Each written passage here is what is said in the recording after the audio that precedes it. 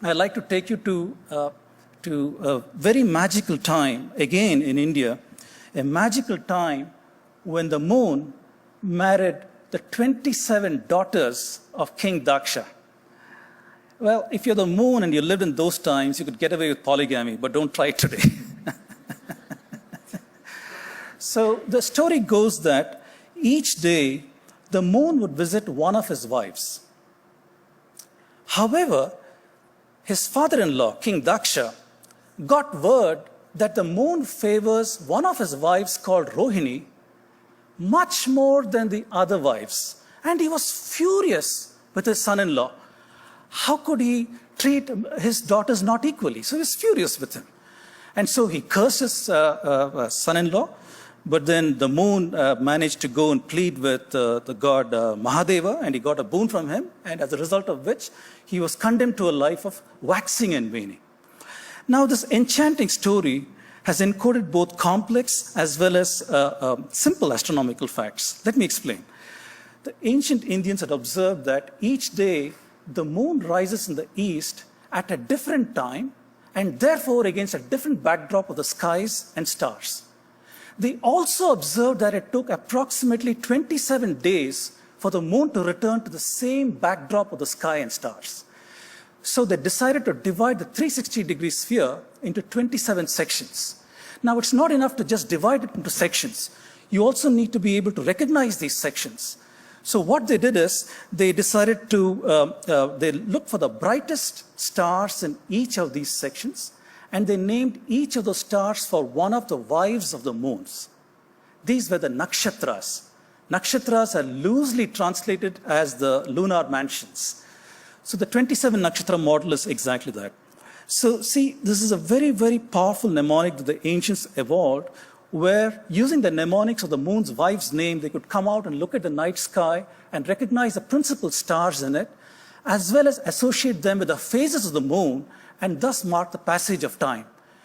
This mechanism of passage of time has been used in India for an exceedingly long period of time, even to present times when you mark the occurrence of festivals using such a lunar calendar. So we are no closer to addressing the story of why did the moon favor Rohini? And I'd like to come to that. The ancients had observed that in its path over the ecliptic is the imaginary line from the east to the west, across which celestial bodies like the moon, the sun, and the constellations go. They had noticed that when the moon goes across ecliptic, sometimes it covers a principal star, and sometimes it just comes close but does not cover a principal star. So there is a technical name for this. It is called a lunar occultation. The ancients had observed that this occultation sometimes happens with some principal stars and not with others, and they also observed a periodicity. They observed a periodicity of 19 years, which today we call a Matin cycle. So it turns out that today with our studies, we know that if a principal star is located between 4 degrees and 6 degrees from the ecliptic, then it experiences a cluster of lunar occultations over a 4-year period, which repeats all over after 19 years. If the principal star is located greater than 6 degrees from the ecliptic, then it does not experience any occultation. I know that sounds very technical, but really speaking, these are very simple observational things that you can do. If you read a star almanac or if you read an astronomy magazine and get to know about an impending lunar occultation, all you need to do is go out at the appointed time, look at the night sky, and you can make a naked eye observation of some of this phenomena. So I did all of these things to try and understand this Indian story of why did the moon favor nakshatra Rohini over all the other nakshatras?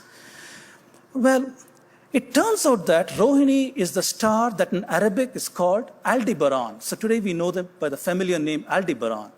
Rohini is located at 5 degrees from the ecliptic. What does it mean? It means that Rohini is going to experience a cluster of occultations over a 4-year period that repeats all over after 19 years. Well, I counted in the latest cluster is from 2015, ending this year in 2018, I counted 49 occultations of Aldebaran or Rohini with the moon. This is far greater than the number of occultations that the moon has had with any other nakshatra or principal stars. Not only had the ancients observed the phenomena of occultation, not only had they also looked at the frequency and called out how often each is occulted, they had also noticed that Rohini was occulted the most and preserved that observational wisdom in an easy-to-remember story of the moon and his wives and how he loved Rohini more than the others. So isn't it amazing?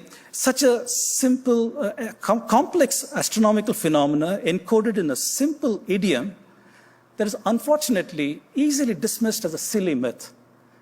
So the next time that any of you hear anybody dismissing an ancient story as a myth, do ask them to pause and reflect. They could be spurning millennia of wisdom that is encoded in the story.